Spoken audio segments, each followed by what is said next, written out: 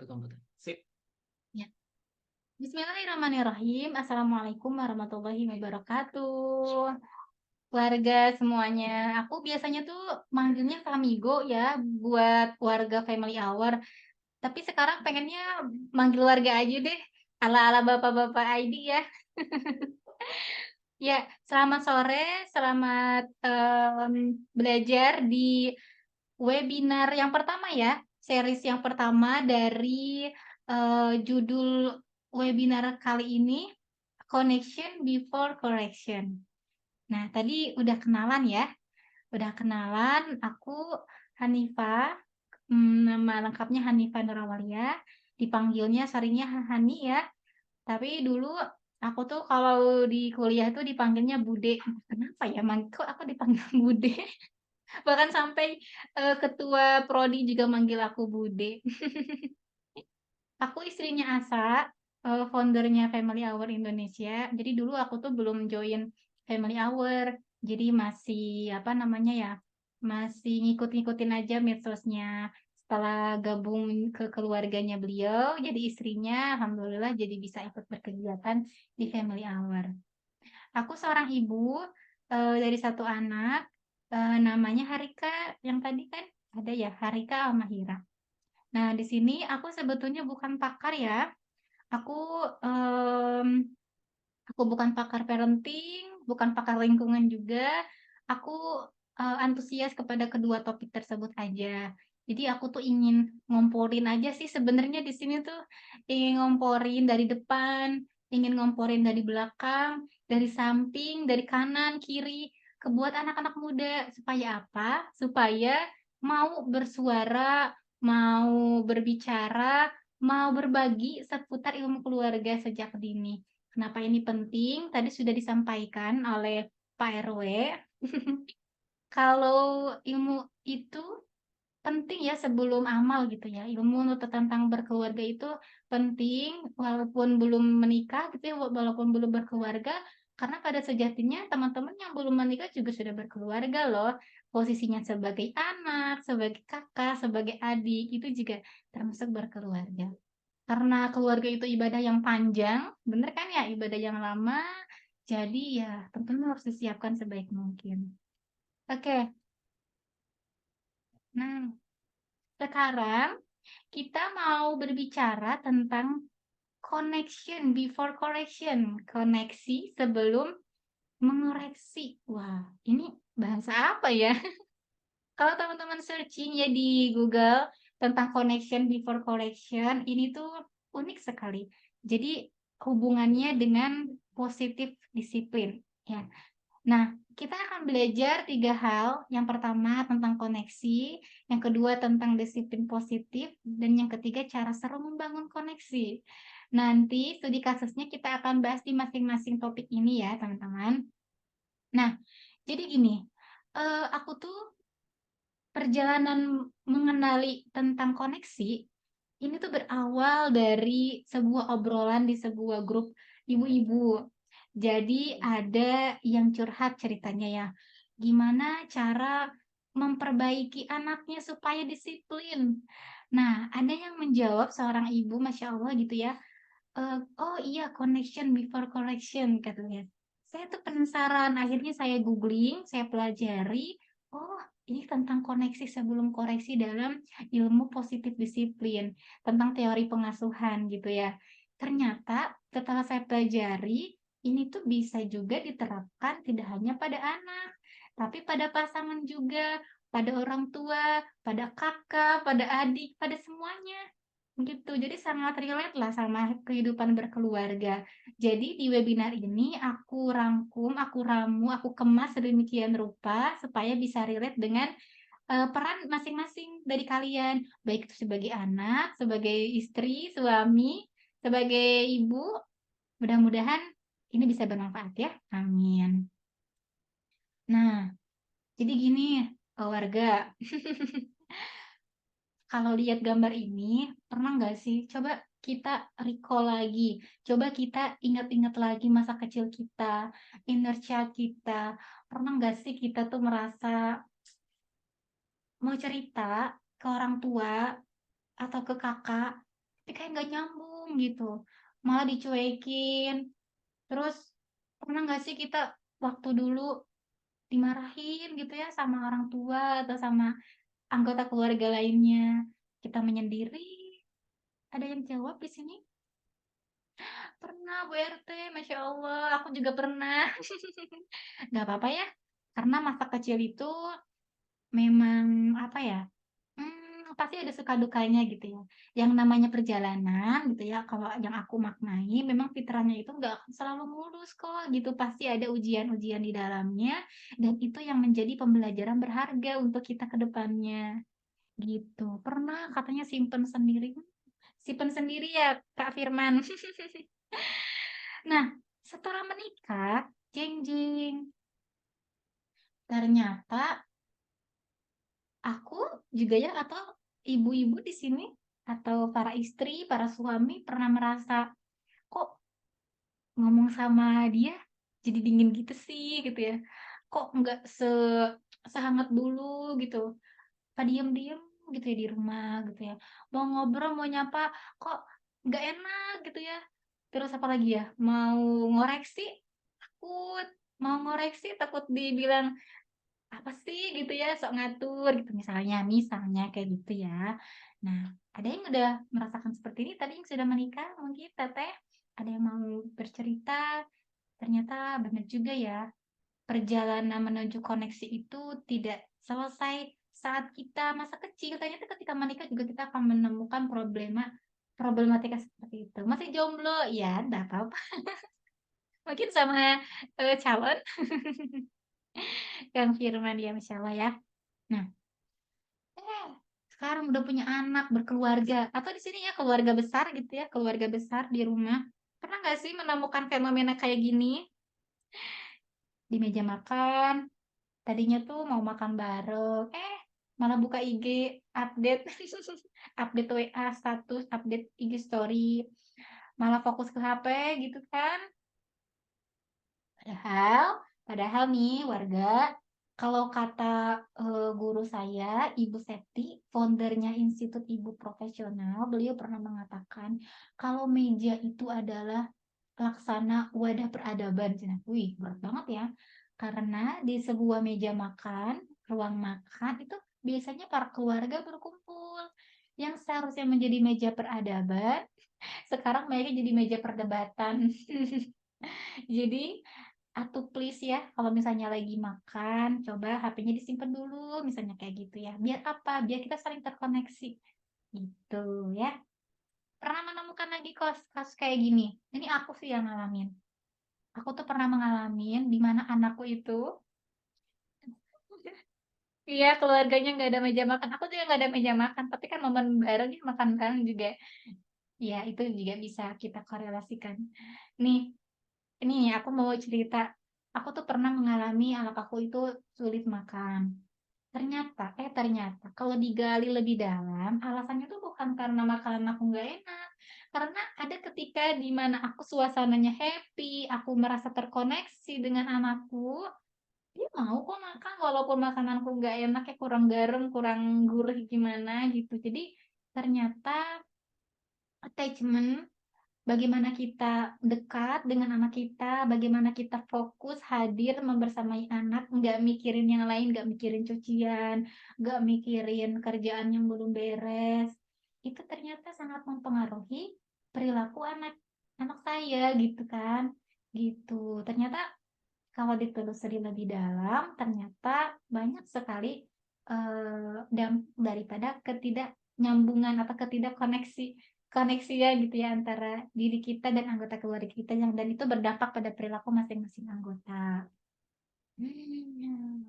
Nah, apalagi nih kalau anaknya udah gede nih, udah toddler gitu lah, intinya lagi aktif-aktifnya kayak anak aku tuh, wih, Masya Allah, lari-larian terus ya di rumah. Udah mulai nih aku masa-masa di mana anakku tuh masih belum bisa apa ya diajak kompromi untuk mandi sesuai jadwalnya gitu ya.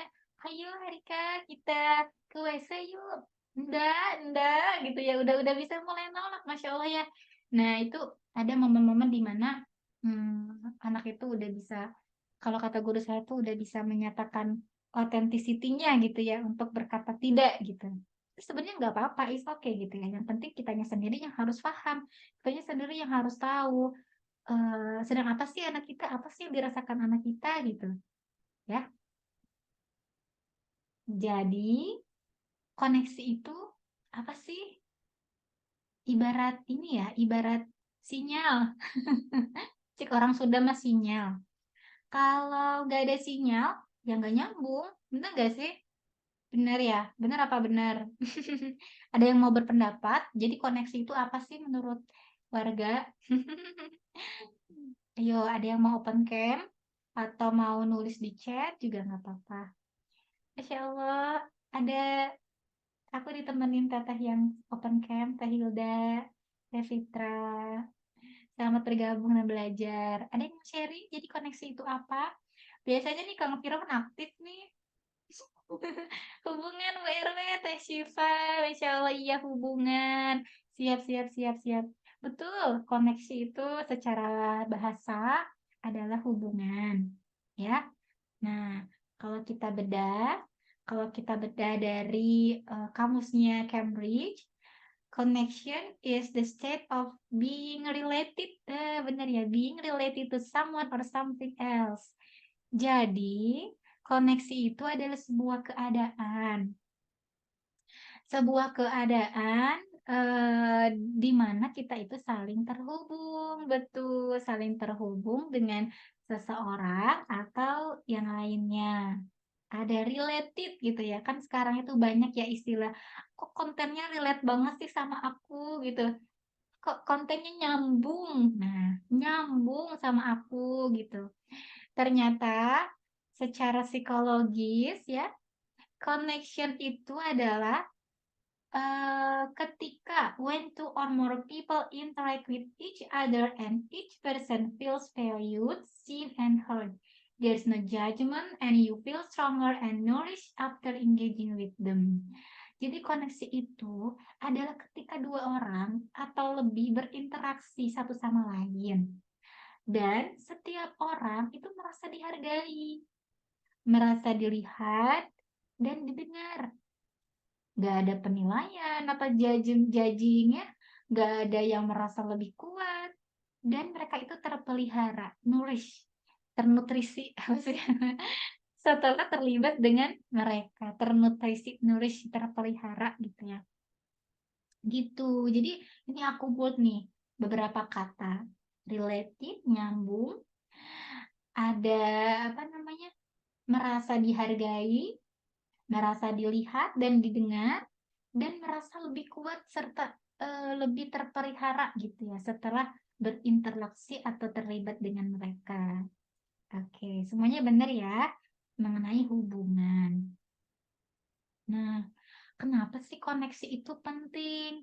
Yang pertama, koneksi itu bisa mendekatkan. Kayak sinyal ya, sinyal sinyal internet gitu ya. Internet itu kan pada dasarnya mendekatkan yang jauh, bukan menjauhkan yang dekat. Dengan koneksi kita itu bener deh ngerasa dekat. Kayak aku aja ya punya pengalaman, aku tuh sebetulnya belum ketemu sama di sini ada yang aku kenal ya, Teh Siva. Teh Syifa di sini yang dari Bandung. Jujur Li, aku tuh belum kenal sama Teh Syifa, tapi kita sering interaksi di media online ya, Teh Syifa ya. Nah, terus jadi kayak kayak ngerasa deket aja sih kalau aku gitu ya. Mungkin karena kita juga saling terkoneksi ya, walaupun kita berhubungan lewat WhatsApp gitu ya, lewat media sosial lain. Kayak ini juga Teh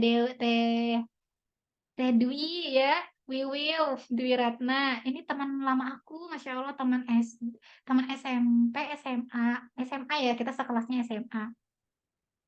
Tapi sampai sekarang tuh kita masih terkoneksi loh gitu. Kita masih sering chat-chatan, masih sering balas WA status ya, Masya Allah gitu ya. Walaupun kita sudah jauh, sudah berjauhan, beda kota, udah punya kesibukan masing-masing juga. Tapi mungkin itu ya dahsyatnya silaturahim dan koneksi, kita masih tetap-tetap bisa saling terhubung. Dan jadinya komunikasinya lebih sehat. Kita jadi saling mendukung ya teman-teman ya. Ya warga semuanya. Coba deh kalau misalnya ya warga ngobrol sama temen gitu ya. Tapi udah bener-bener ngerasa deket aja, ngerasa terkoneksi, ngerasa nyambung gitu ya. Beda kan kalau ngobrol sama temen-temen itu ada perasaan kayak, "Kok nyambung sih sama si ini? Kok nggak nyambung ya sama itu?" Gitu ya. Mungkin teman-teman terkoneksinya dengan si A bukan si B gitu kan. Jadi komunikasinya lebih sehat. Yang ketiga tentu saja menyehatkan psikis, menyehatkan, mental kita juga ya. Terus perasaan aman, secure, nggak merasa insecure karena kita udah merasa dekat gitu ya sama, seseorang tadi, dan ini tuh dampaknya bisa bisa mengenali diri lebih baik, gitu. Dan tentunya mudah-mudahan Allah turunkan rasa bahagia ya, karena teman-teman sudah, saling terkoneksi. Nah, sekarang jeng jeng, tadi ini udah. Sekarang kita akan bahas mengenai koneksi sebelum koreksi atau connection before correction bahasa Inggrisnya. Ini aku ambil inspirasi dari teori disiplin positif. Ada yang udah tahu, udah dengar tentang disiplin positif di sini? Yang udah jadi ibu kayaknya udah pada tahu ya. Boleh chat di kolom chatnya ya yang udah tahu. Nanti kita bisa saling belajar. Barangkali aku ada teori yang belum paham, jadi bisa nanya ke teteh-teteh atau ibu-ibu di sini ya. Oke, ada yang kenal ini siapa? Ya, udah aku tulis ya di sana. Ya, Masya Allah, Teh Sifa udah tahu ya. Heeh. Ini adalah Dokter Jen, apa ya ibaratnya Jen ya? Jen Nelson. Beliau penulis buku Positif Disiplin, bestseller, dan teman-teman juga sebetulnya bisa ambil kursus dan sertifikasi mengenai positif disiplin ini di websitenya www.positifdisiplin.com. Itu teman-teman bisa ambil pembelajaran mengenai positif disiplin dari beliau dan bisa dapat sertifikasinya juga. Menarik ya. Harganya berapa? Harganya sih kalau misalnya yang aku tahu, kalau misalnya tidak ada sertifikatnya bisa sampai 1 juta. Tapi kalau misalnya pengen ada sertifikat dan lengkap gitu ya, itu bisa sampai 5 juta. Worth it ya, worth it sih menurut aku ya. Kalau misalnya teman-teman sendiri ingin jadi praktisi positif disiplin. Nah, aku mau cerita dulu nih soal beliau ya. Jadi Jane Nelson ini merupakan terapis pernikahan dan keluarga. Beliau tinggal di San Diego di Amerika. Beliau itu seorang pendidik juga, pernah sekolah di psikologi University of San Francisco pada tahun 1979. Wah, udah lama banget ya. Udah kelihatan nenek-nenek juga, tapi Masya Allah ya masih semangat, masih semangat belajar dan mengajar. Nah, jadi beliau itu memang pendidikannya tuh dia juga ngambil pendidikan sekunder lainnya dan pengalaman-pengalaman dia bagaimana beliau ini sukses dan gagalnya juga gitu ya sebagai seorang ibu. Nah, beliau itu punya berapa anak coba? Punya anak 7, Masya Allah banyak banget ya. Punya 7 anak dan sekarang beliau itu sering berbagi mengenai pengetahuannya, pengalamannya sebagai pembicara di seluruh negeri ya, nggak cuma di Amerika aja. Jadi beliau ini akhirnya menulis tentang series disiplin positif. Insya Allah ya. Semoga di Indonesia banyak ya yang bisa menduplikasi beliau gitu ya, mengikuti jejak beliau menjadi sebuah penggerak parenting, penggerak keluarga. Nah, apa sih disiplin positif itu? Emang emang kalau teman-teman dengar istilah disiplin, apa sih yang paling terngiang dalam hati, dalam pikiran? Kalau aku ya, kalau aku tuh pertama kali dengar disiplin itu keingetnya adalah keteraturan, kayak tentara, harus ditaati, benar, keteraturan benar Teh Sipa. Terus apa lagi? Kayak hal yang rigid gitu lah, yang kaku, yang malah kalau nggak diterapkan itu tuh bakal ada hukuman, benar, benar Kang Firman, ada hukuman. Nah, ternyata disiplin positif ini sebetulnya adalah sebuah cara aja, cara menerapkan disiplin tanpa kekerasan dan ancaman, gitu. Nah, Kenapa tanpa kekerasan dan ancaman? Lalu dengan apa? Dengan komunikasi, melibatkan komunikasi antar orang yang ingin menerapkan disiplin itu sendiri, misalnya antara anak dengan orang tua, istri dengan suami, siapa lagi, kakak dengan adik, bebas ya, tapi semuanya melibatkan komunikasi, gitu. Nah, akhirnya setiap dari masing-masing tersebut bisa paham konsekuensi dari perilaku mereka. Sehingga bisa mengajarkan anak, bisa juga di sini konteksnya lebih luas ya, bukan hanya anak, rasa tanggung jawab, serta rasa hormat dalam berinteraksi dengan lingkungannya. Gitu. Jadi disiplin positif ini menariknya adalah itu tadi. Kalau yang pertama kali kita dengar istilah disiplin itu dengan kekerasan, dengan ancaman, dengan hukuman, ternyata kalau disiplin positif itu tidak seperti itu. Gitu ya, Masya Allah. Nah, jadi tujuannya apa? Mangga Teh Sifa sambil nemenin anak lain, Masya Allah. Ini Teh Sifa ini punya anak usia bayi ya, Masya Allah. Gak apa-apa Teh Sifa, silakan. Nah, tujuannya adalah untuk menumbuhkan kesadaran, kesadaran dan memberdayakan tanpa ancaman maupun hukuman. Itu tadi ya, bagaimana sih supaya anak itu sadar gitu ya kalau misalnya sholat itu adalah kewajiban. Bagaimana supaya pasangan kita tuh sadar kalau naruh handuk sembarangan itu nggak baik misalnya. Gimana sih em, orang tua kita gitu kita misalnya sadar gitu ya tanpa kita perlu ngasih tahu atau tanpa kita perlu ngeles gitu ya tentang ilmu-ilmu parenting zaman sekarang. Ternyata ini juga bisa diterapkan kok dengan disiplin positif. Nah, terus apa hubungannya disiplin positif ini dengan koneksi? Nah, ternyata secara ilmu otak atau ilmu neurologi, pembelajaran yang paling baik itu saat diri merasa terkoneksi. Bener gak sih? Misalnya kayak gini, teman-teman pernah gak sih dimarahin sama dosen atau misalnya ya, karena telat ngerjakan tugas?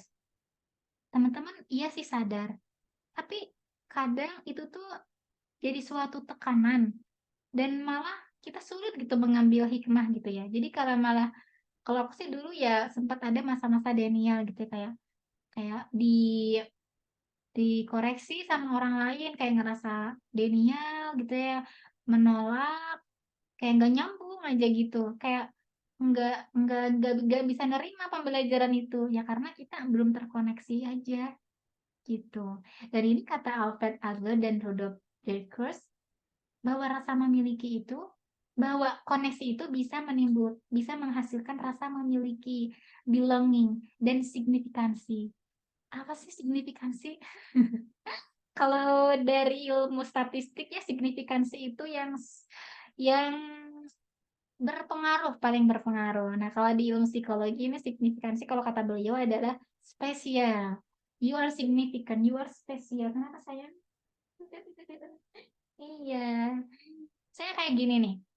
Ada seorang anak nanya ke ayahnya yang udah pulang kerja capek. Ayah, ayah, nih nilai PR aku gitu ya. Kemarin kan kita belajar bareng nilai PR aku segini ayah. Terus kata ayahnya, ya gitu ya. Lempeng gitu wajahnya. Sambil main HP gitu misalnya. Ayah, ayah, aku mau cerita. Aku tadi main sama teman aku, terus aku didorong bla bla bla bla bla bla gitu ya. Terus ayah atau ibunya, gitu ya, ya sambil main HP gitu loh. Nyambung gak sih? Gak akan nyambung gitu. Anak yang seharusnya di momen tersebut banyak pembelajaran yang didapat, tapi karena tidak ada koneksi, kayak B aja gitu. Jadi kayak gak nyambung aja sih, gak ada pembelajaran. Begitu ya. Oke. Nah, banyak penelitian ekstensif juga menyebutkan kalau kita itu bisa mempengaruhi seseorang, mempengaruhi anak-anak itu dengan cara yang positif, sampai apa? Sampai kita tuh bisa menciptakan hubungan dengan mereka. Jadi harus nyambung dulu. Kayak misalnya pernah nggak sih teman-teman kayak ngerasa kaget kalau misalnya dapat WA dari seseorang yang belum kita kenal, terus dia tiba-tiba misalnya nge-share acara kegiatan, misalnya nge-share donasi, tanpa sapa dulu misalnya ya, tanpa say hi dulu, kan nggak nyambung gitu ya, kita nggak bisa ngambil hikmah dari atau ngambil pembelajaran apapun itu dari hal-hal yang dia sharekan gitu ya. Jadi kalau aku tuh ya belajar juga dari seorang influencer ya, namanya itu saya kok jadi lupa namanya, Mbak Liza ya. Beliau ini kalau misalnya ada yang follow Instagramnya dan pengen di-follow back itu harus DM. Kenapa harus DM? Karena beliau itu mengibaratkan followers itu adalah tamu. Jadi beliau itu harus benar-benar paham siapa followersnya. Sampai-sampai saya tuh sampai gimana ya, kayak merasa dihargai aja gitu ya, sampai disapa gitu ya, "Selamat datang kayak di Instagram saya, bla bla bla, semoga bisa mengambil hikmah yang didapat." Aku tuh kayak merasa tamu yang spesial aja sih gitu buat dia gitu ya. Jadi bener-bener harus ngebangun hubungan dulu, ngebangun koneksi dulu gitu kan, sama seseorang gitu ya, sebelum kita berbicara lebih lanjut atau misalnya bikin proyek-proyek kebaikan lebih lanjut. Bener deh, harus saling terhubung dulu. Ya. Atau misalnya ya teman-teman pernah nggak sih mengalami kasus anak dia tuh pemalu gitu ya, atau waktu kecil, aku juga waktu kecil itu pemalu tahu, malu gitu kayak misalnya mau ngomong di depan tuh, ih malu banget. Bahkan aku tuh dulu pernah kayak di apa tuh istilahnya, kalau sekarang tuh bukan dibully sih, sebenarnya nggak bully banget, kayak disebut aku tuh nggak bisa berbahasa Indonesia dengan baik waktu itu ya, karena memang di keseharian keluargaku itu full bahasa Sunda dulu tuh. Jadi pas aku cerita di depan teman-teman SMP waktu itu, aku tuh diketawain. Aku tuh dari kasus itu aku jadi pemalu banget, gak mau ngomong di depan orang, malu banget. Nah, terus apa hubungannya dengan koneksi ini? Ya karena mereka belum tahu gitu ya, belum tahu latar belakang aku, belum tahu kenapa aku ini ngomongnya Sunda gitu ya, karena mereka belum mengenal aja gitu ya. Nah, jadi disiplin positif ini hubungannya dengan koneksi karena itu tadi masalah hati dan otak. Aku pernah dengar webinarnya Ustazah Aisyah Dahlan ya, Dokter Aisyah Dahlan. Beliau itu pernah berbicara bahwa ada loh keterkaitan antara otak dengan hati, kolbu, jantung gitu ya. Hati itu kan sebenarnya bukan hati liver ya, hati itu kayak jantung. Nah, itu tuh ada kaitannya di mana ketika hati kita itu bersih, hati kita itu sering apa ya istilahnya, sering berprasangka baik, misalnya tidak ada penyakit-penyakit hati, itu ternyata bisa berpengaruh ke cara kerja otak kita. Bagaimana cara kita berpikir, bertindak, itu sangat mempengaruhi. Jadi benar-benar ya, kondisi hati itu sangat mempengaruhi. Aku sendiri ya punya pengalaman, kalau misalnya aku lagi sebel sama orang, itu tuh ngaruh banget itu ke otak. Jadi kayak aku tuh jadi dalam memutuskan sesuatu, aku tuh jadi kayak tidak berpikir rasional gitu ya, emosional, terus kayak rungsing. Akhirnya kalau ibu rungsing, seluruh rumah rungsing juga gitu kan ya. Jadi bener deh, koneksi dengan diri itu besok ya yang bakal dibahas lebih jauh dengan Teh Rizka. Koneksi dengan diri, koneksi dengan lingkungan itu tuh bisa nyambung ke otak, nyambung ke perilaku, ke tindakan. Nah, dan koneksi ini juga bisa menciptakan rasa aman dan keterbukaan gitu ya. Bisa menciptakan security dan keterbukaan. Nah, ini aku ngambil dari Instagramnya Positif Disiplin. Temanya di bulan April kemarin adalah tentang connection. Jadi connection itu adalah connection is one of the first tools we present because it is foundational to every other tool. Sangat fundamental, sangat basic di setiap apa ya cara-cara gitu ya. No one, baik itu parent or child, can be at his or her best until the feeling of connection is established. Jadi kalau belum terkoneksi, kalau koneksinya belum terbangun, itu tuh nggak akan bisa nyambung gitu, nggak akan bisa ngasih instruksi, nggak akan bisa apa ya, jangan jauh-jauh kita bikin proyek keluarga lah misalnya gitu ya. Tapi kalau kitanya sendiri belum terkoneksi sama keluarga, jangan jauh-jauh kita misalnya pengen apa ya, pengen merasa dihargai, misalnya ya kalau kita sendiri juga ngerasa nggak kena gitu sama anggota keluarga kita, gitu ya. Jadi koneksi, ta'aruf ya, tapi nggak sekedar ta'aruf sih, nggak sekedar mengenal. Koneksi itu benar-benar lebih dalam dari ta'aruf gitu ya, tafahum mungkin ya, saling memahami. Nah, ini aku men-state pernyataan Jan Nelson. Beliau juga sampai mengatakan bahwa aku tuh nggak tahu gitu ya, ini tuh maksudnya apa sih tentang connection before correction, sebagaimana saya seorang ibu muda gitu ya. Tapi ternyata beliau ini mendapatkan fakta ilmiah gitu ya dari pengetahuan mengenai cara kerja otak. Bahwasanya cara kerja anak belajar gitu ya, itu tuh akan bagus kalau mereka merasa terkoneksi. Children learn, baik itu growth, pertumbuhannya feel safe atau thrive, itu bisa best gitu ya, bisa baik when they feel connection. Nah, itu yang tadi aku sebutkan, kata Alfred Adler dan Rudolf Discourse. Jadi, ada sense memiliki dan signifikansi. Jadi, kita itu harus menjadikan anak, pasangan, keluarga kita itu signifikan, spesial. Walaupun latar belakangnya saya tahu juga ya, fitrahnya setiap keluarga itu memang beda-beda. Kita juga apa ya, sebutnya tuh base bukan baseline. Latar belakang keluarga kita juga pasti beda-beda. Tapi kalau kita bisa menerimanya, kita bisa merasa belonging, bisa merasa memiliki dan merasakan mereka itu spesial, mereka itu anugerah dari Allah gitu ya. Itu insya Allah gitu ya. Dengan kondisi latar belakang keluarga kita seperti apa, kita akan tetap terkoneksi dengan mereka. Nah, itu tadi ya, connection itu ternyata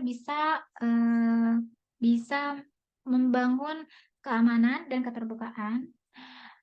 Malahan kalau hukuman, ceramah, omelan, menyalahkan, atau mempermalukan itu membuat perkelahian, pelarian, atau diam-diaman gitu kayak tadi pleasing, diam-diaman gitu ya. Oke. Jadi itu tadi kita harus memiliki harus bisa merasakan sense of belonging dan significance. Nah, jadi ada beberapa contoh kalimat bagaimana kita membangun koneksi sebelum koreksi dari contoh-contoh simple supaya bisa membangun apa ya, kalimat itu kebaikan dan primus keajegan. I love you and the answer is no. You are more important to me than your grades. I wonder what your grades mean to you. Jadi kalau bahasa Indonesia mah, jadi misalnya kayak gini nomor 3, I love you and have faith that we can find a respectful solution. Aku sayang kamu. Aku sayang kamu nah gitu ya. Dan kita juga percaya kok kalau kita bisa menemukan solusinya bersama-sama. Itu daripada misalnya udah misalnya kayak gini contoh kasusnya apa ya? Misalnya, ada yang mau kasih contoh kasus nggak di sini? Misalnya kayak nomor 4, "I know how much you want that and I'm sorry you can't have it now." Ini misalnya contoh kasusnya seorang istri minta jajan gitu ya, misalnya ke suami, "Yang, mau ini dong, aku pengen beli baju," gitu ya, "pengen beli baju ini, itu." Mungkin kalau misalnya seorang suami yang belum belajar tentang koneksi ya, tentang disiplin positif, pasti cuma bilangnya, "Ngapain sih kamu beli baju terus, tuh baju udah banyak," gitu ya. Ya tahu dia kondisinya lagi, belum ada uang tuh misalnya, "Pengeluaran kita itu banyak loh," gitu, bisa kayak gitu kan. Nah, kalau misalnya suami tersebut, eee, menerapkan connection before correction, ya dia kata-katanya juga benar-benar dipilih yang paling baik. "Aku tahu gitu ya kamu itu banyak maunya, tapi punten banget ya, maaf banget belum bisa deh sekarang," gitu ya. "Nanti bulan depan doain aja semoga Abang bisa dapat, bonus gitu ya dari gaji, nanti biar kamu bisa beli baju baru." Gitu ya. Bapak-bapak di sini calon ayah nih, Kang Firman, sade ya calon ayah di dia. Gitu ya. Perhatikan kata-kata, perhatikan gestur, karena itu nyambung banget dengan, perilaku nanti sama orang yang kita ajak ngobrol. Nah, Sekarang gimana sih caranya kita ngebangun koneksi sebelum koreksi? Yang pertama, habiskan waktu khusus sama keluarga ya, nggak cuma anak-anak sama keluarga. Jadi sebenarnya waktunya tuh nggak harus full time 24 jam, beneran. Quality time itu bisa 10 menit per hari, bisa 30 menit per hari, bisa sejam per hari. Yang penting ada waktu khusus, nggak ada distraksi. Kita main full nemenin anak, kita main full main sama keluarga, nggak ada HP nyala gitu ya. Benar-benar kita fokus main sama keluarga. Terus yang kedua, mendengarkan. Mendengarkan tuh kayak nggak cuma dengerin aja ya, tapi benar-benar menyimak. Menyimak dengan hati, mendengarkan dengan lisan, dan perhatikan ya, teman-teman juga mungkin bisa merasakan ya, orang yang benar-benar mendengarkan dengan tulus dan orang yang mendengarkan dengan tidak tulus gitu, kayak gitu ya. Jadi fokus mendengarkan kalau misalnya ada anggota keluarga kita yang curhat, gitu ya, teman kita yang curhat, benar-benar kita harus fokus mendengarkan. Menyimak mungkin ya bahasanya, kalau mendengarkan kan kayak cuman mendengarkan gitu, kalau menyimak kan benar-benar kita antusias, kita satu satu cerita dengan orang yang kita dengar. Yang ketiga, validasi perasaan anak. Bukankah kita itu merasa terhubung ya kalau misalnya kita tuh merasa dipahami, ya nggak sih? Karena misalnya kayak gini, ada suami ngelihat istri lagi cemberut, harusnya tuh kan ditanya ya. Kalau dia paham connection before correction, harusnya tanya tuh kayak gini, eh, yang kenapa kok cemberut sih hari ini gitu. Bukan kayak gini, kok cemberut amat, capek ya gitu, misalnya kayak gini. Ya sih nanya gitu, capek ya, tapi kayak ngejudge gitu. Nah, jangan kayak gitu ya, calon ayah, calon suami. Nah, terus yang keempat, bagikan perasaan dan pikiran jika perlu. Kita itu bisa loh menjadikan anak-anak kita itu teman curhat. Bener deh, kalau kita sering ngobrol ya sama anak, saling cerita, sesimpel, "Nak, tadi harga-harga bahan pokok naik nih, Uma jadi nggak banyak beli makanan kesukaan Ade gitu ya, karena lagi pada mahal." Itu anak tuh kayak merasa dihargai aja sih, jadi kayak merasa beruntung jadi teman cerita.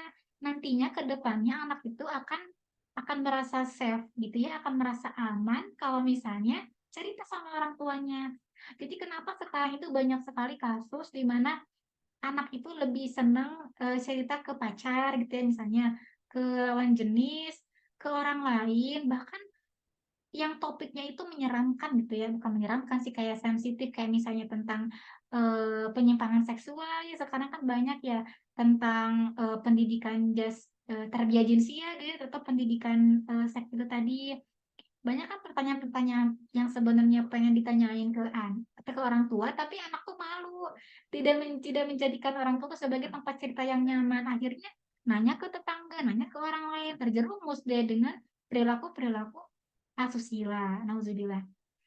Terus fokus pada solusi bersama anak-anak setelah masa tenang ya. Jadi harus tenang dulu, jangan buru-buru kita membuat solusi kalau situasinya lagi gak tenang gitu ya. Karena apa? Karena kalau situasinya lagi emosional, itu tuh otak bawah tuh lagi aktif, amigdalanya lagi aktif gitu ya.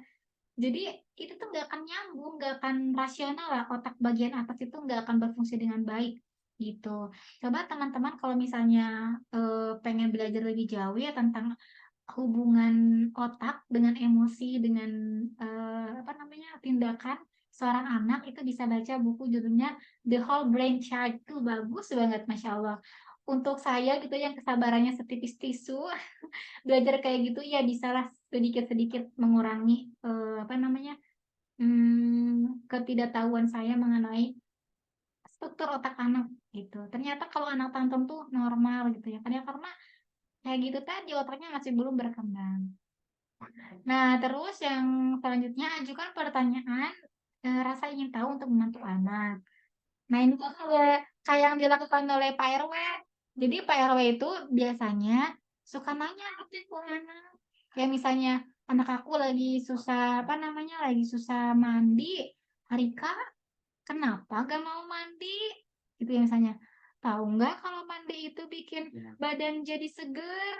Oh gitu ya, emang sih anak aku belum bisa mengucapkan kalimat dengan lengkap gitu ya, pas cuman satu dua kata. Oh ya, dan ayo kita mandi gitu. Jadi kayak explore aja dengan pertanyaan gitu supaya anak kita bisa muncul rasa ingin tahu, curiosity anak ya. Terus eksplorasi konsekuensi dari pilihan mereka daripada memaksakan. Jadi ini juga yang sama Pak RW ini sih tanamkan kepada diri saya gitu ya. Kalau saya itu harus paham dengan konsekuensi. Jadi kalau misalnya aku milih A, itu tuh harus benar-benar dipikirkan sebelumnya konsekuensinya apa. Sadar dengan konsekuensi. Dan yang terakhir peluk. Ini bukan kata aku, ini kata ahlinya ya, kata dokter tadi. Jadi kadang-kadang anak itu nggak perlu dikoreksi, istri itu nggak perlu dikoreksi, nggak perlu dinasihatin, cuma pengen dipeluk aja sebenarnya. Gitu ya, di sini calon ayah, calon suami, perhatikan bener gak sih di sini yang udah jadi ibu, yang udah nikah, kalau kadang-kadang kita tuh kayak nggak butuh apa-apa, kita kayak butuh dipeluk aja gitu. Jadi jangan lupa apa namanya sentuhan gitu ya, peluk anak, peluk anggota keluarga, itu, dilakukan setiap hari supaya bisa muncul hormon-hormon, yang baik gitu ya, hormon-hormon bahagia. Nah, jadi bedanya koreksi, tadi ya dengan cara disiplin positif dengan koreksi yang konvensional, kalau koreksi konvensional itu ada hukuman, bener banget ya, Teh, ya, ada hukuman, ada apa tadi ya, kayak paksaan, tapi kalau disiplin positif itu melibatkan. Melibatkan siapa? Melibatkan anak, melibatkan anggota keluarga, dan kita cari solusi bersama. Gitu ya.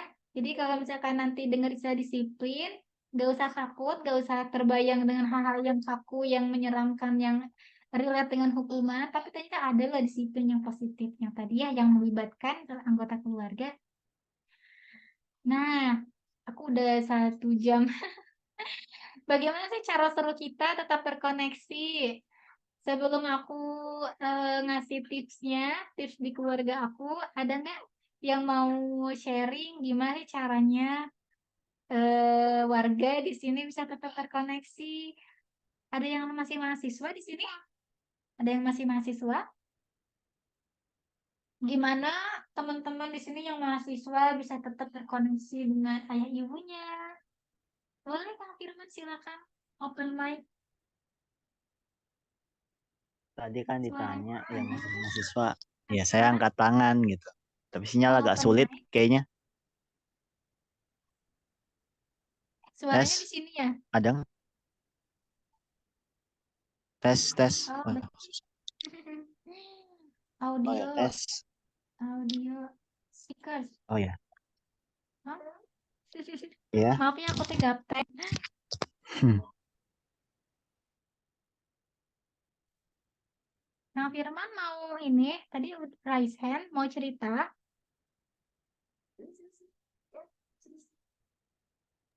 Ya, lalu.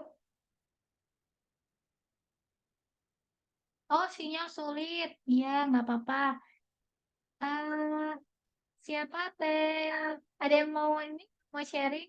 Dari tadi penjelasan tadi, kalau teman-teman itu sesuai peran gitu ya. Misalnya ada mahasiswa di sini saling terkoneksi dengan keluarga, kayak gimana caranya gitu ya. Boleh Tatika, boleh Tatika, bisa unmute. Iya, suaranya masuk Caranya nggak masuk Teh? nggak Teh? Masuk, masuk, masuk, masuk. Oke, Bismillah, izin sharing. Kalau Tika ini lebih ke terkoneksi dengan ayah dan adik laki-laki ya Teh. Sebenarnya cukup tertantang karena sebelumnya nggak sebegitu dekat dengan mereka gitu, dengan ayah dan adik laki-laki. Tapi sejak lebih banyak di rumah, itu jadi punya kebiasaan baru Teh. Jadi kebiasaan barunya itu saya kan sudah kerja. Jadi setelah pulang kerja itu suka cerita gitu. Kayak di kerjaan tuh ada apa gitu. Kayak misalnya lagi ngerjain sesuatu atau kenapa pulang sore kayak gitu. Itu kalau dari bapak suka nanya juga sih, kenapa pulangnya sampai jam segini gitu. Nanti baru cerita. Kalau aku kadang mengawali cerita sih teh, kalau sama adik ya. Soalnya adik laki-laki kan sukanya di kamar terus teh. Di kamar terus ngegame dan lain sebagainya gitu. Jadi kadang aku masuk kamar dia terus kayak, Dek, tahu nggak gitu. Kayak tiba-tiba cerita aja teh. Soalnya kan saya anak perempuan sendiri ya teh. Jadi dua adik saya itu laki-laki semua. Jadi jarang yang bisa diajak ngobrol yang seru ala cewek gitu ya teh. Jadi ya berusaha akunya yang ngobrol ke mereka. Mungkin itu sih teh cara yang aku pakai untuk koneksi ke ayah sama adik laki-laki. Kasih teh. Masya Allah, seru banget loh. Berarti Teh Tika ini udah ini ya, udah membuka pertanyaan. Tadi kan ini ya, ajukan pertanyaan. Ternyata mengajukan pertanyaan kepada anggota keluarga itu bisa membangun koneksi juga ya. Gitu. Oh, lucunya ngobrol.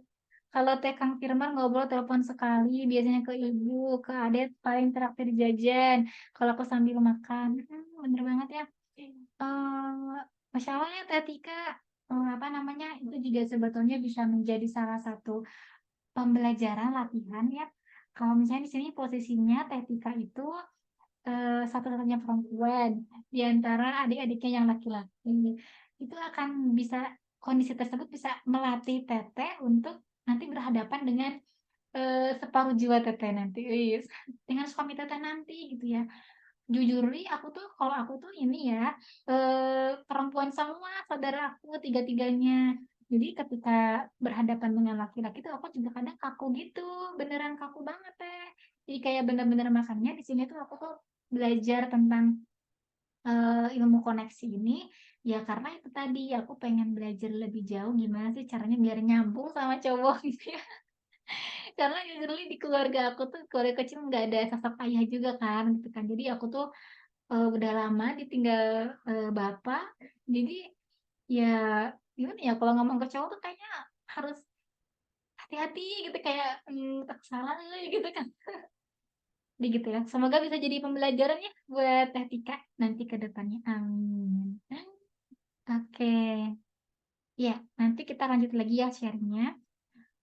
Di sini cara kami tetap terkoneksi karena di sini kami sudah berkeluarga. Jadi kami itu biasanya suka ada sesi mentoring setiap hari gitu ya. Kalau misalnya ya kondisinya lagi kondusif gitu ya. Kadang kadang kondisinya nggak kondusif kayak misalnya anak belum bisa dikondisikan gitu ya. Tapi kita usahakan setiap hari ada mentoring. Di sini ada alumni mentoring family hour juga ya, banyak ya. Masya Allah ya, semoga nanti bisa berlanjut lagi programnya. Mohon maaf belum bisa dilanjut lagi program mentoring family hour-nya karena Bapak RW banyak kerjaan. Lagi nyari uang buat aku sama Rika. Gitu ya. Oke, nanti mudah-mudahan muncul mentor-mentor baru ya dari warga di sini. Dulu jangan Kang Asa terus. Siapa gitu ya di sini yang jadi mentornya. Di mentoring itu sebenarnya enggak saklek kayak mentoring agama gitu ya, ada pembukaan dan lain-lain. Kita kayak sederhana ngumpul aja, ngobrol bareng, tapi memang betul-betul ada pembahasan yang dilakukan secara terstruktur gitu ya. Oke. Nah, terus yang kedua, ini kami juga selalu mengupayakan ada waktu khusus dengan anak gitu ya. Ini Kang Asa dulu nemenin Harika ke dokter gitu ya. Terus ini waktu aku berdua jalan-jalan itu benar-benar couple time tuh perlu ya, meskipun udah punya anak, perlu banget. Walaupun LDM juga ya, ada waktu-waktu khusus kita teleponan bareng, kita video call bareng gitu ya. Karena walaupun jauh, mudah-mudahan apa ya? Kalau aku sih ya menganggapnya teman-teman aku gitu yang LDM itu masya Allah gitu ya, kuat gitu ya. Karena percaya aja gitu ya, kalau yang menurunkan sakinah itu cuman Allah kok gitu ya. Kalau jarak mah sebenarnya itu ikhtiar manusia.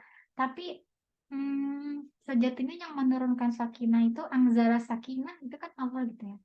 Gitu. Jadi berbanyak berdoa sama Allah, mudah-mudahan teman-teman di sini yang memang LDM bisa Allah dekatkan gitu ya hatinya. Karena pun yang nggak LDM juga kalau nggak terkoneksi deketan tapi kayak ngerasa jauh. Saling buka HP gitu ya, misalnya banyak banyak banyak terkoneksinya sama HP gitu ya, nggak sama orang di rumah. Itu kan bermasalah juga gitu. Nah, terus ini kamu juga sering jalan-jalan naik kereta. Ya gitu lah, ada yang sesederhana jalan-jalan sore perumahan ya. Pokoknya harus ada quality time. Nah, kami juga punya value di keluarga. Yang pertama bersyukur. Ini nanti ya sebenarnya bakal dibahas lebih lanjut sama Pak RW. Biar kita bersyukur dalam berkeluarga itu seperti apa. Nanti di sesi bahagianya berkeluarga. Karena itu penting banget ya tentang mindset berkeluarga.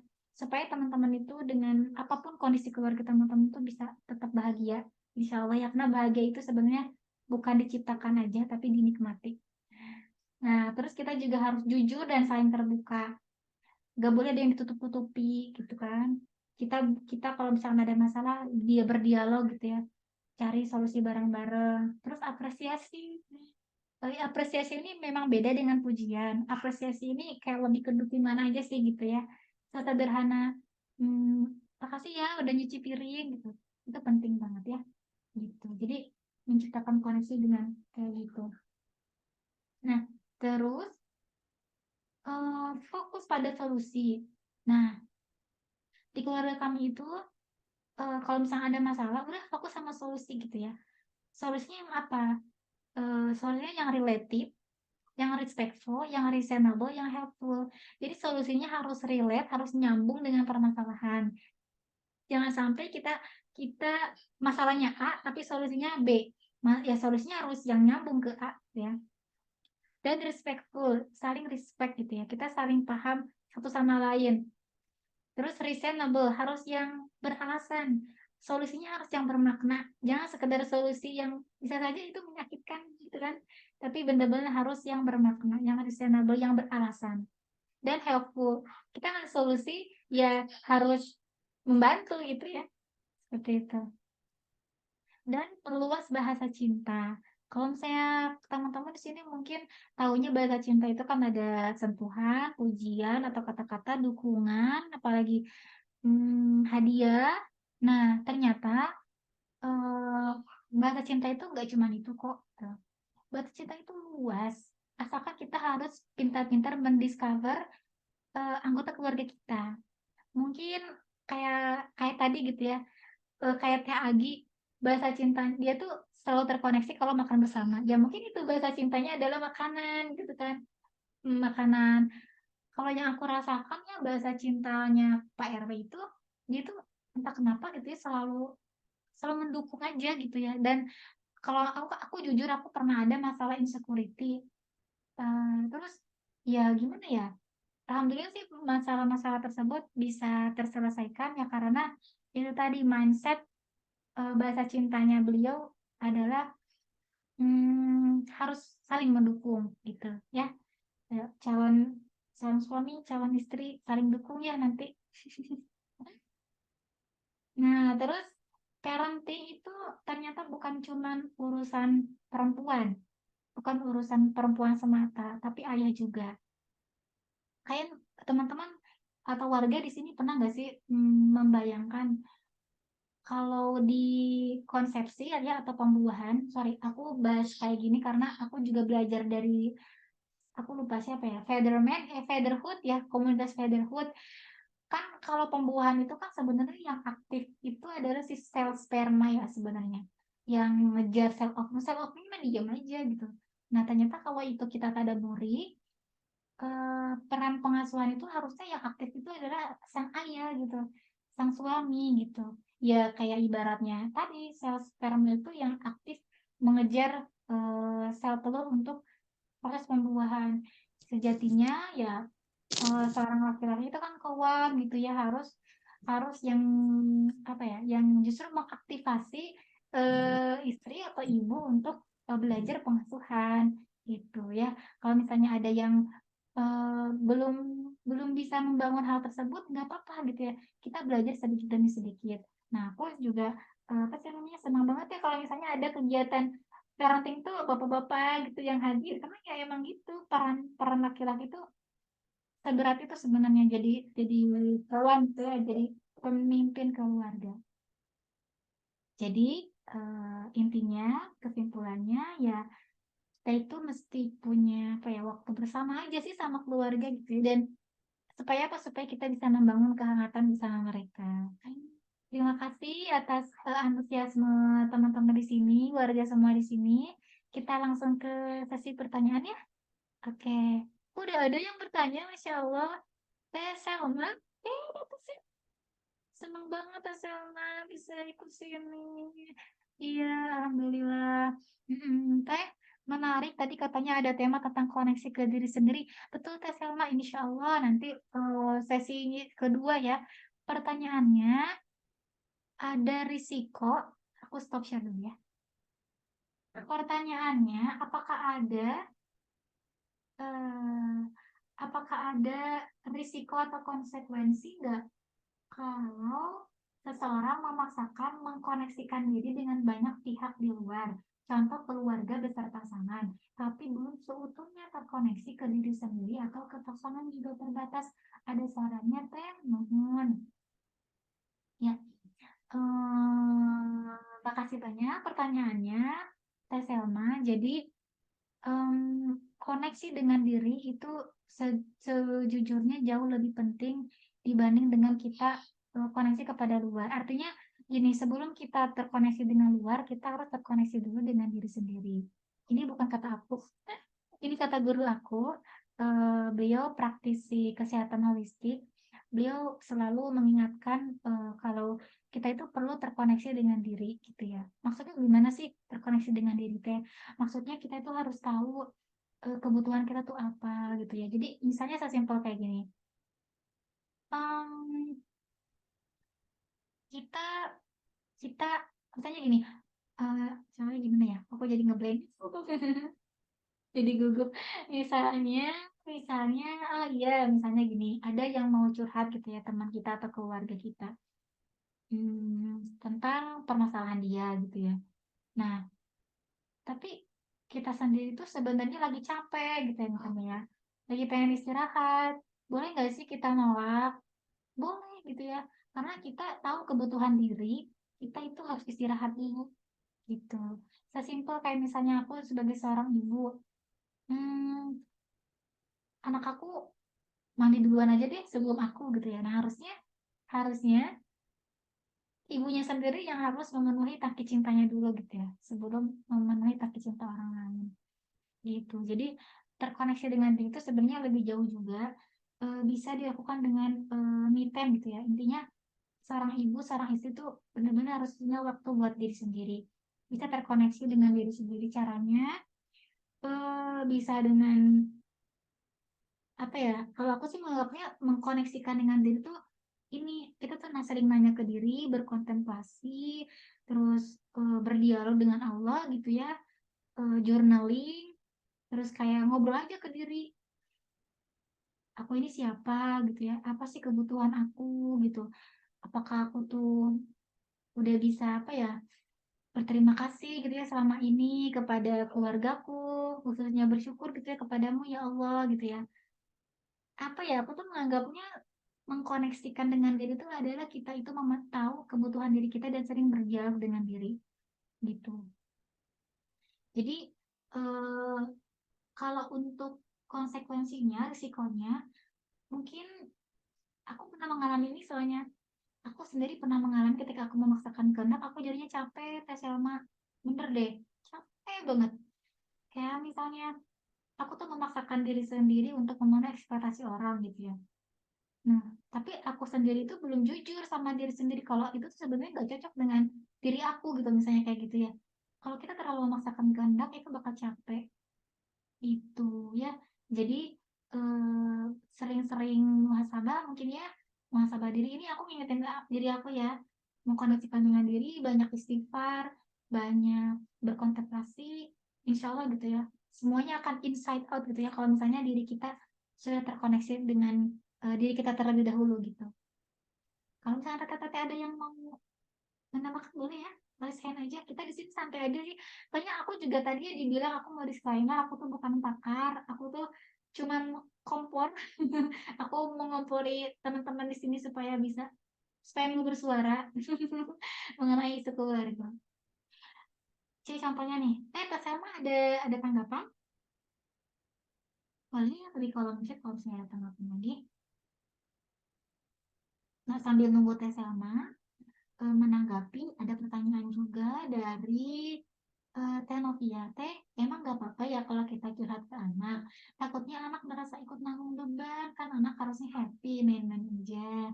Ya, sebenarnya tadi aku untungnya dia salah ngomong, sebenarnya bukan curhat sih, tapi kayak cerita mungkin ya. Cerita suka duka. Kalau curhat mah sebenarnya ke Allah juga cukup sih Teh gitu ya. Kita kita terkoneksi dengan Rob kita banyak curhat ke Allah itu udah cukup sebenarnya. Kalau misalnya teman-teman di sini gitu ya ada yang punya punya ada kendala curhat ke teman, curhat ke orang tua, curhat ke suami, nggak apa-apa kok Teh, benernya bener deh, nggak apa-apa kok Kang gitu ya, karena di sini ada cowok. Gak apa-apa loh, kita punya Allah ini beneran ya kalau curhat ke Allah tuh hmm, gimana ya? Kayak nggak ada kecewa aja sih gitu. Kita bisa aja kalau curhat ke orang ada rasa kecewa, tapi kalau ke Allah mah insya Allah enggak ya. Tuh. Jadi bukan curhat sih mungkinnya konteksnya tadi di sini. Aku tadi pun kan bisa ngomong cerita sebenarnya, tapi ujung-ujungnya jadi kayak curhat. Cerita. Iya anak-anak ya, iya sih takutnya nggak menanggung beban. Tapi sebenarnya gini, aku belajar dari Bang Aad ya, Ustadz Aad. Kalau anak juga sebenarnya perlu dikasih ini ya, suatu saat itu kalau misalnya dia sudah akil balik gitu ya, eh, harus dibebani tanggung jawab juga gitu ya, harus harus diceritakan narasi-narasi mengenai perjuangan, mengenai beban gitu ya. Jadi supaya anak juga bisa mulai bisa memutuskan dengan dewasa. Itu kalau anaknya udah dewasa ya, tapi kalau misalnya anaknya ya kayak masih usia di bawah 7 tahun gitu ya, itu ya benar sih main aja. Apalagi anak-anak toddler gitu ya, sebelum 5 tahunnya itu kan kebutuhannya bermain gitu kan. Mm-mm. Silakan ya Putih kalau misalnya mau menanggapi nanti ya.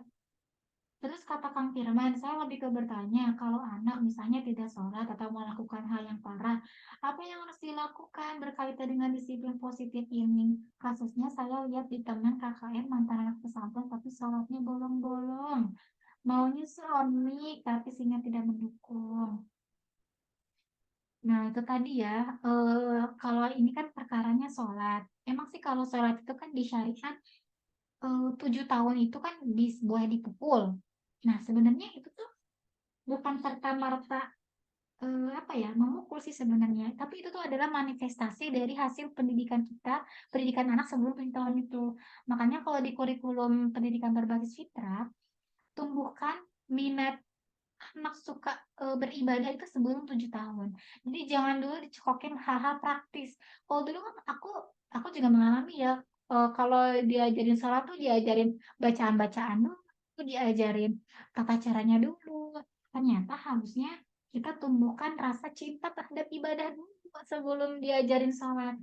Itu. Jadi inside out gitu ya rasa cintanya. Karena kan kalau misalkan kita udah jatuh cinta, kita tuh kalau kita tuh bakal ngelakuin apa aja gitu, beneran deh. Kalau misalnya teman-teman bucin mau aja gitu ya diajak jalan tengah malam juga hayu gitu ya. Ini konteksnya mohon maaf ya sangat salah pacaran, no no jangan ditiru. Jadi kalau punya konteksnya berkeluarga aja, kalau misalnya kita udah cinta gitu ya sama pasangan, itu cintanya harus karena Allah gitu ya. Ya konsekuensinya ya kita taat gitu ya sama pasangan gitu ya, sama suami gitu ya, kalau misalnya tidak menyalahi syariat gitu. Jadi yang harus dilakukan adalah tentu yang pertama adalah evaluasi diri dulu, karena kan ini kan parenting ya. Parenting itu sebenarnya adalah yang harus kita perhatikan adalah parentnya, orang tuanya. Jangan dulu nyalahin anak.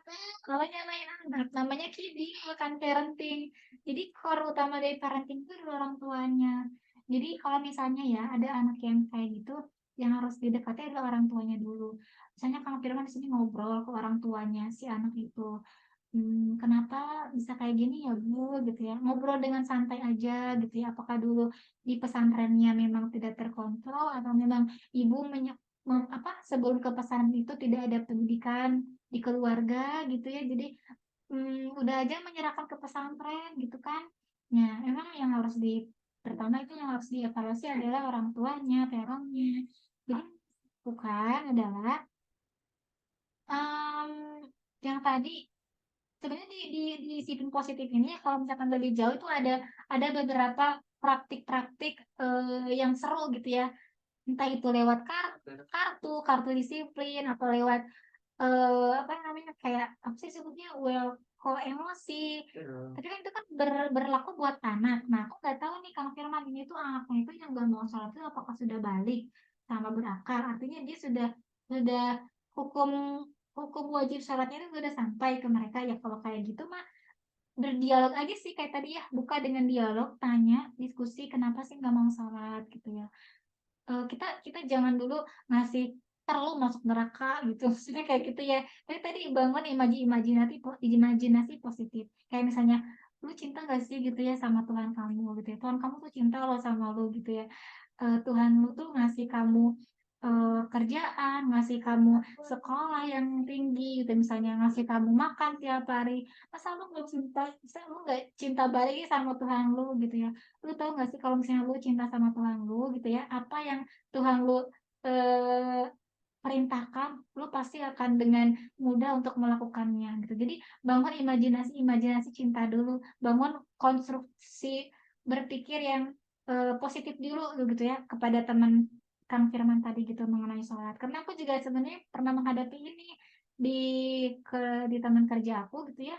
Ada yang nggak sholat gitu ya, tapi ternyata ketika berdialog ada alasannya kok. Dia tuh nggak mau sholat tuh karena saking fokus kerja gitu ya. Tapi ternyata ketika ngobrol lebih jauh, itu tadi ya ngobrol ya Kang ya. Ketika ngobrol lebih jauh, ternyata dia itu tadi belum kenal dengan Tuhannya aja gitu ya. Jadi itu tadi ya Kang ya, bangun dialog dengan mereka. Oke, ya Allah udah 17.16. Ada yang mau bertanya lagi nggak? Teh Novia Lamongan mau bertanya. Masya Allah, konten ya aku kalau ngobrol tuh suka. Silakan Teh Novia, barangkali mau menanggapi yang tadi ya. Atau itu yang tadi ya? Pertanyaan yang tadi. Iya, ya karena sudah jam 17.16 gitu ya, kita kan targetnya sampai jam 17.30 ya. Nah, silakan mungkin satu pertanyaan lagi yang ingin ditanyakan atau diskusikan atau nanti lanjut di grup aja ya, boleh? Di grup aja. Kita mau ada sesi apa? Pak Herman? Pengumuman? Pengumuman boleh? Boleh, boleh. Jadi aku aja yang seriuskan ya. Iya, boleh, boleh. Jadi, nih kan kita kan ada sponsornya nih. Bu warga kalau misalnya pengen dapat kebaikan yang lebih luas gitu ya, bisa menyebarkan insight kebaikan ini gitu ya. Tapi aku tuh sebenarnya pengennya bukan rambut, bukan resume sih. Kenapa? Karena kalau resume itu takutnya gimana ya? Ada penjelasan yang dijelaskan secara sepotong-sepotong gitu ya.